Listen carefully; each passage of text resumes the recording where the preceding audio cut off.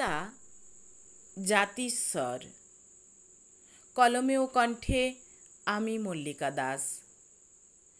পরের জন্মে জাতিস্বর হয়ে ধর্ষকের ঘরেই জন্ম নিও।